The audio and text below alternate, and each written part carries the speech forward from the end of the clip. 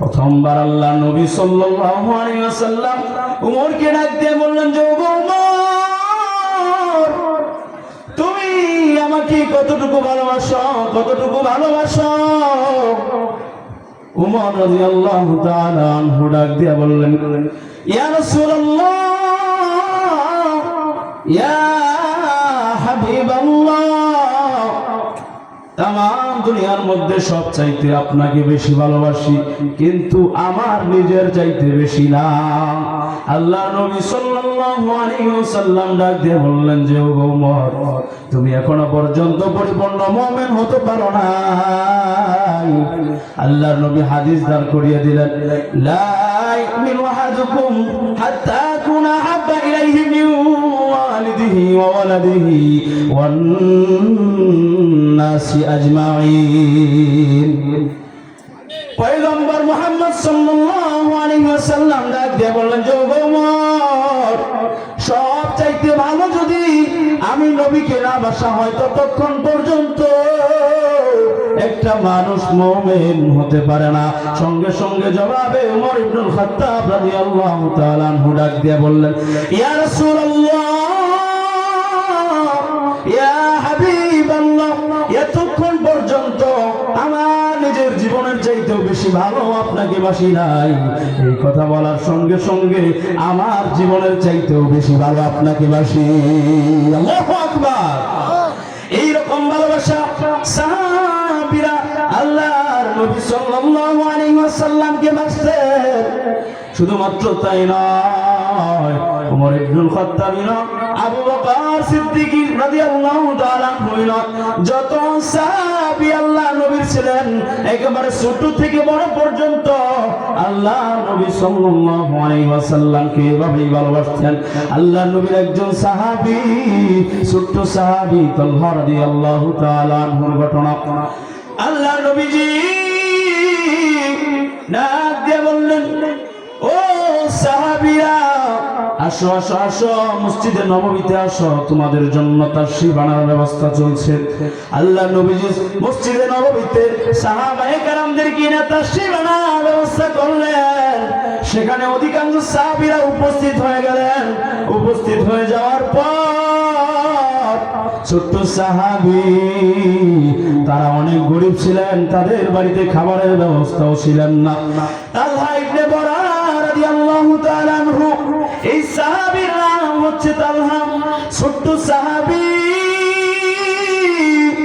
মাকে ডাক দিয়ে বলে, ও মা, খাবারের ব্যবস্থা আসেনি?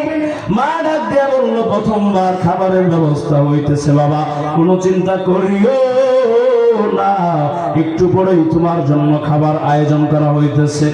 একবার বলিয়া সন্তান বাইরে চলে গেল। বাইরে যাওয়ার পর সন্তান একটু পরে আবার ঘুরে মাকে ডাক দিয়ে বলতেছে, ও মা, একটু আগে কিন্তু তোমার কাছে খাবারের জন্য আসলাম, ওই খাবার আমার পেটের মধ্যে দিলে না, বললে খাবার রেডি হইতেছে, এখন কি খাবার রেডি হয়েছে মা? মা ডাক দিয়ে বলল, না রে বাবা, না, খাবার এখন রেডি হয় নাই। মা ডাক দিয়ে বলল, যাও যাও, তোমার বাবা যেখানে আছে সেখান থেকেই তোমার বাবাকে ডাক দিয়ে নিয়ে আসো।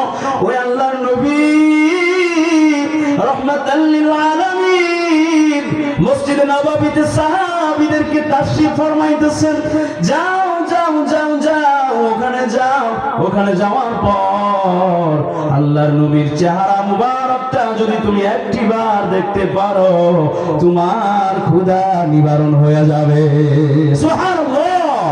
আর যদি আওয়াজ করে বলি সুবহানাল্লাহ। সাহাবী বাড়ি থেকে বের হয়ে বাবাকে খোঁজার জন্য চলিয়া গেল। ডাক দিয়া পাইতে যাইতে যাইতে এক পর্যায়ে বাবাকে টের পেয়ে গেল। বাবাকে যখন দেখলো অন্য কাজে নিয়োজিত আছে, সঙ্গে সঙ্গে সাহাবীরা দিয়া বললো, আমার বাবা ক্ষুধার যন্ত্রণায় ছটফট করতেছি, ক্ষুধার যন্ত্রণা আর সহ্য হচ্ছে না। মাকে ডাক দিয়া বললাম খাবার দেওয়ার জন্য। বাড়ি থেকে মা বলে, ও আমার সন্তান, যাও যাও যাও যাও, তোমার বাবা যেখানে আছে সেখান থেকে মসজিদে নববীতে নিয়ে যাও। লয়ে যাওয়ার পর গিয়ে যখন নবীজির চেহারা মুবারকটা দেখবে, দেখার সঙ্গে সঙ্গে তোমার ক্ষুধা নিবারণ হয়ে যাবে। বাবা তার সকল কাজ ফেলে রেখে বলল, সন্তান আমার যাও যাও যাও, আল্লাহ নবীর দরবারে আমরা দুজনেই চলে যাই। এই কথা বলার পর সন্তান এবং বাবা মসজিদে নববীর দিকে দৌড়াইয়া চলিয়া গেল। মসজিদে নববীতে যাওয়ার পর এখন যেহেতু সাহাবীরা অন্যান্য সাহাবীরা আল্লাহ নবীর তাশরীফ শোনার জন্য প্রথম কাতার গ্রহণ করিয়া ফেললেন, দ্বিতীয় কাতারও গ্রহণ করিয়া ফেললেন।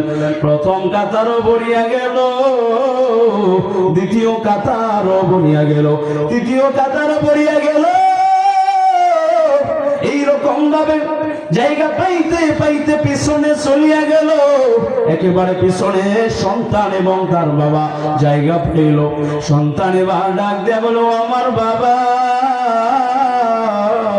সন্তান এবং বাবা উভয় বৈশা যখন নবীজির তাশরীফ শুনতেছেন, তখনই কিন্তু বাবা যেহেতু বড় মানুষ, বাবা নবীজির আওয়াজটা শুনতেও পাইতেছে, নবীজির চেহারা মুবারকটাও দেখতে পাইতেছে।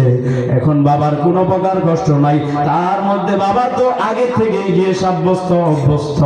এখন সন্তান ডাক দিয়া বললো, আমার বাবা যেহেতু আমরা একেবারে পিছনে পড়িয়া গেছি, এখন আমরা, আপনি তো বড় মানুষ, আপনি তো এই জন্য আপনার নবীকে দেখতে পাইতেছেন, আমি তো যেহেতু ছোট্ট মানুষ, আমি তো আমার নবীকে দেখতে পাইতেছি না। সঙ্গে সঙ্গে ডাক দিয়ে বললো, আমার বাবা আপনি আপনার কাঁধের উপরে আমাকে বসান, যদি আমার নবীর চেহারা দেখিয়া, চেহারাটা দেখার পর যদি ক্ষুধা নিবারণ হয়, এর চাইতে বেশি কিছু পাওয়ার আর নাই। কথা বলেন ঠিক কিনা? নবীজির চেহারাটা দেখার চাইতে শান্তি কি আর কিছু আছে? সঙ্গে সঙ্গে ডাক দিয়ে বললো, বাবা কাঁধের উপরে আমারে বসান, আমার নবীর ওই মায়াবী চেহারাটা আমি একটু দেখিয়া যাই। সঙ্গে সঙ্গে বাবা সন্তানকে কাঁধের মধ্যে বসায় বলল, সন্তান আমার নবীজির চেহারা মুবারকটাও দেখো, নবীজির পবিত্র জবান থেকে নবীজির জবানের কথাগুলো শোনো।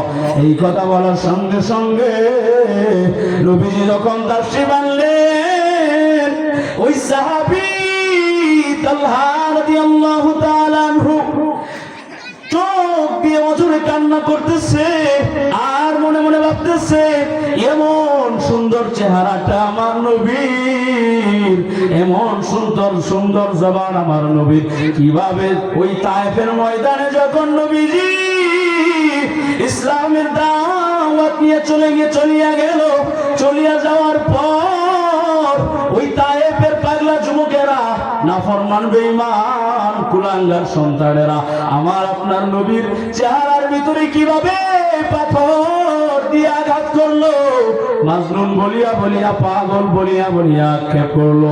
এত কষ্ট আমার আপনার নবীর করলো। এই নবী কি সেই নবী? আমার নবীকে তারা এত কষ্ট কিভাবে দিত যে আজকে এই পবিত্র জবানটা দেখার পর, পবিত্র চেহারা মুবারকটা দেখার পর আজকে নয়ন জুড়াইয়া যায়। এই চেহারার ভিতরে কাফের কুফার বেঈমানরা আমার আপনার নবীকে কিভাবে কষ্ট দিত। একটু পর সন্তান যখন নবীর তাশরীফ আনা শেষ হলো, আল্লাহ নবীর তাশরীফ আনা শেষ হওয়ার পর ওই সন্তান তার বাবাকে ডাক দিয়া বলে, ও আমার বাবা, এমন একজন নবী যার চেহারা দেখার পর কোনো ক্ষুধাও থাকে না, অন্তরে কষ্টও থাকে না, অন্তরটা আরো আনন্দে ফুললে ভরিয়া যায়। কিভাবে তায়েফের দুশমনেরা আমার নবীর কষ্ট দিত, এই চিন্তা করিয়া তার চক্ষু দিয়ে অঝরে কান্না করে।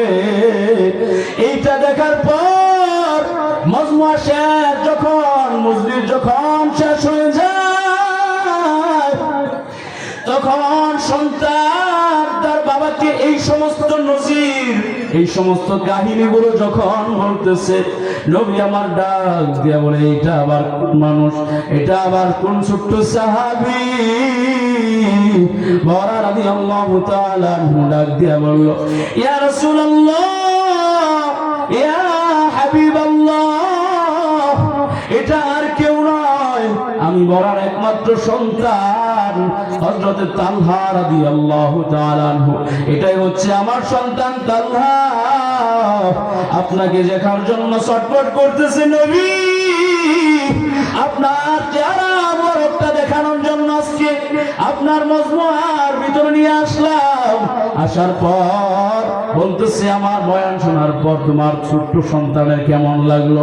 সাহাবী তালহা রাদিয়াল্লাহু তাআলা আনহু ডাক দিয়ে বললেন, নবীজি, আপনার কথা শুনিয়া আমার ক্ষুধা নিবারণ হয়ে গেছে।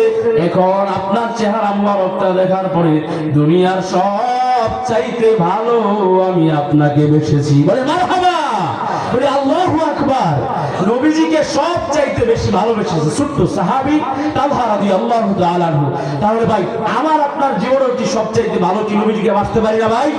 তো হাত দিয়ে আল্লাহ রাব্বুল আলামিনকে দেখাই দেই, চিৎকার করে বলে আল্লাহু আকবার, নারায়ে তাকবীর, আল্লাহু আকবার, নারায়ে তাকবীর, আল্লাহু আকবার। আজকে এই গায়তরা ইসলামী সম্মেলনের থেকে আজকে ওয়াদাবদ্ধ হয়ে যায়, এরপর থেকে কোন কাফের, কুফার, কোন কুলাঙ্গার, বেঈমান যদি আমার আপনার নবীকে কষ্ট দেয়, বিন্দু পরিমাণ সহ্য করব না। শরীরে জিভে এক ফোঁটা পানি থাকা অবস্থায়, শরীরে এক ফোঁটা রক্ত থাকা অবস্থায় আমার আপনার নবীর বিরুদ্ধে যদি কোনো কুলাঙ্গার কথা বলে, বিন্দু পরিমাণ তাকে ছাড় দেওয়া হবে না, তার কল্লাই জমিনে গেড়ে দেওয়া হবে। কথা বলেন ঠিক কিনা? কোন বেঈমান যদি আমার আপনার নবীর বিরুদ্ধে কথা বলে, সারা বাংলার মুসলমান যদি এক হই, তাহলে ওই শয়তান কুলাঙ্গারকে রাস্তার মধ্যে পাড়ায় নিবিশ করে দেওয়া হবে। কথা বলেন ঠিক কিনা? সব চাইতে বেশি ভালো আমার আপনার নবীকে বাঁচতে হবে। এই কথার মাঝে কোনো সন্দেহ আছে? আল্লাহর নবী সাল্লাল্লাহু আলাইহি ওয়াসাল্লাম নিজেই বলেন, লা ইউমিনু আহাদুকুম হাত্তা আকুনা আহাব্বা ইলাইহি মিন ওয়ালিদিহি ওয়া ওয়ালাদিহি ওয়ান নাসি আজমাইন।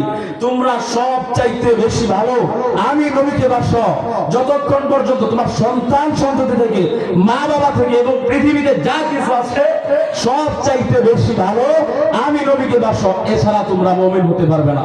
বিকল্প কোন রাস্তাই নাই মুমিন হওয়ার। তাহলে ভাই, নবীজিকে ভালোবাসা দরকার আছে না নাই? নবীজির সুন্নাত অনেকের মুখের ভিতরে নাই, টুপি অনেকের মাথায় নাই, নবীজির সুন্নাত দাড়ি অনেকের মুখে নাই। যারা এখনো পর্যন্ত দাড়ি রাখি নাই, আমরা দাড়ি রাখতে রাজি আছি ভাই?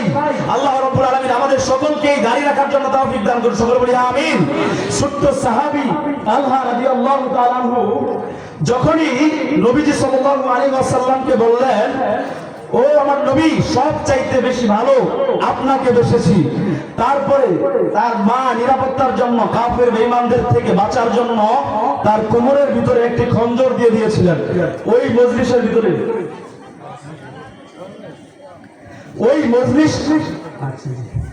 ওই মজলিসের ভিতরেই নবীজি সাল্লাল্লাহু আলাইহি ওয়াসাল্লাম যখন তালহা রাদিয়াল্লাহু তাআলা আনহুকে বললেন, সব চাইতে বেশি ভালো আমাকে বাসো, সঙ্গে সঙ্গে তালহা বলেন, জি।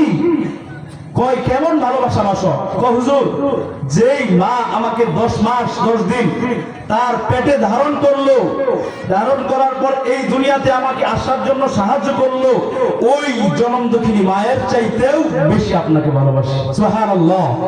এক নাম্বার।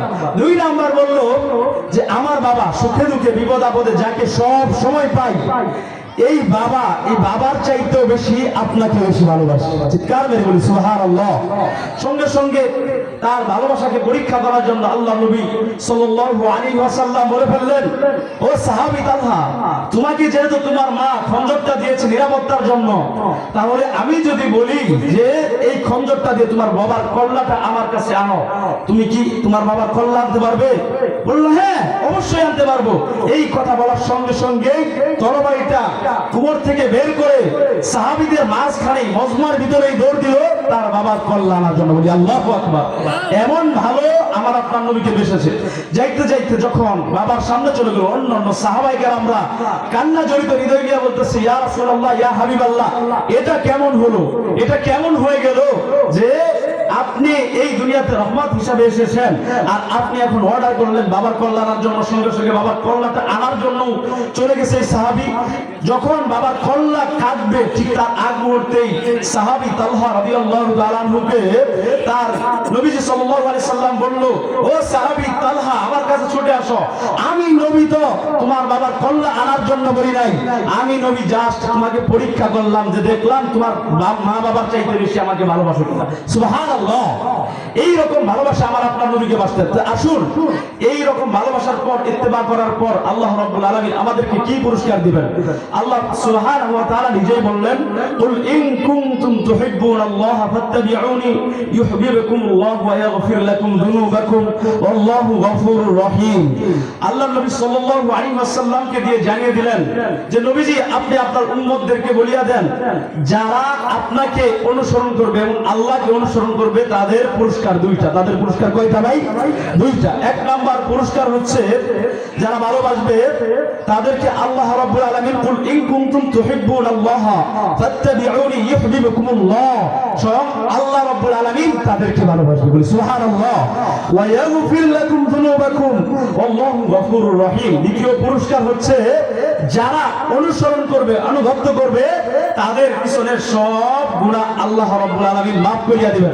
তাহলে ভাই, দুনিয়াতে যেহেতু আসছি, যেহেতু আল্লাহ রাব্বুল আলামিন আমাদেরকে ইসলামের জন্য কবুল করছেন, তাহলে আমাদের এই ইসলামের নীতিমালাগুলো ভাই মানা দরকার আছে না নাই? আছে না ভাই? আজকে তাকান বিধর্মীদের দিকে তাকান, যাদের ধর্ম যেটা, ওই ধর্মের অনুসারী যারা আছে সবাই দেখেন বিন্দু পরিমাণ এদিক সেদিক করতেছে না। তাদের যেভাবে মানার কথা বলা হয়েছে তারা ঠিক সেভাবেই মানতেছে, কিন্তু আপনি আমি মানি না। তারপরেও আল্লাহ রাব্বুল আলামিন আমাদের জন্য বলে দিয়েছেন, লা তাকুনাতু মির রাহমাতিল্লাহ। বান্দা, গুনাহ যদি পাহাড় পরিমাণ হয়ে যায়, আমি আল্লাহর কাছে আসো, ক্ষমা চাও, তওবা করো, আমি আল্লাহ তোমাদেরকে মাফ করিয়া দিব। আসুন, নিজেদের গুনাহের উপর লজ্জিত হই, অনুতপ্ত হই, তওবা করি, রবের দিকে ফিরে আসি। তাহলেই কেবল সাহাবায়ে কেরামদের মতো যখন নবীজিকে অনুসরণ করব, ইত্তেবা করব, নবীর সুন্নতের উপর আমল করব, আল্লাহ পাক দুনিয়া এবং আখিরাতে সম্মান বৃদ্ধি করবেন। সবাই রাজি আছেন ভাই? অল্প সময়ের ভিতরে যেই কথাগুলো বললাম, আল্লাহ রাব্বুল আলামিন আমাদের সকলকে আমল করার তৌফিক দান করুন। সকলে বলি আমিন। ওয়া আখির দাওয়ানা আনিল হামদুলিল্লাহি রাব্বিল আলামিন। আসসালামু আলাইকুম ওয়া রাহমাতুল্লাহি ওয়া বারাকাতুহু।